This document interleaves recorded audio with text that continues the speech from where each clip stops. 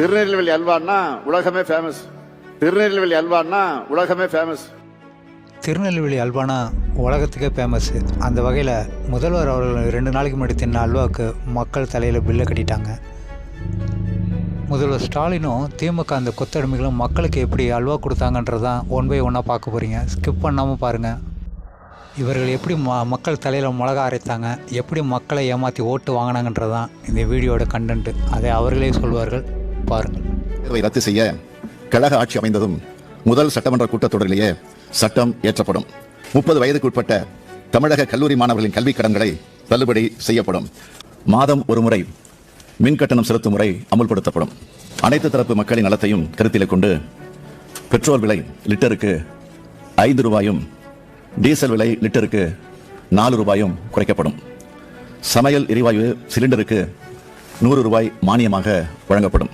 போக்குவரத்து தொழிலாளர்களுக்கு மீண்டும் பழைய ஓய்வூதிய திட்டம் அமுல்படுத்தப்படும். பகுதி நேர ஆசிரியர்கள் அனைவரும் பணி நிரந்தரம் செய்யப்படுவார்கள்.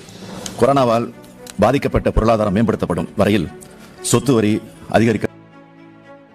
கடைசியாக துணை முதல்வர் உதயநிதி உருட்டின ஒரு உருட்டை பாருங்கள், அசந்து போயிடுவீங்க.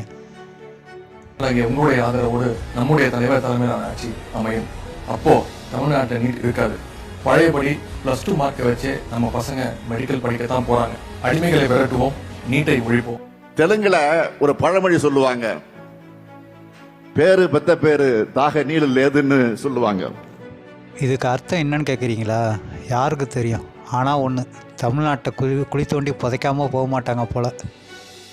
திருக்குறளை 2 அடியை ஒழுங்காக சொல்ல தெரியாது. ஆனால் ஓணம் பண்டிகைக்கு மலையாளத்தில் வாழ்த்து சொல்லுவார், தெலுங்கு பண்டிகைக்கு தெலுங்கில் வாழ்த்து சொல்லுவார். அடிக்கடி தெலுங்குலே பேசுவார் குடும்பத்தில்.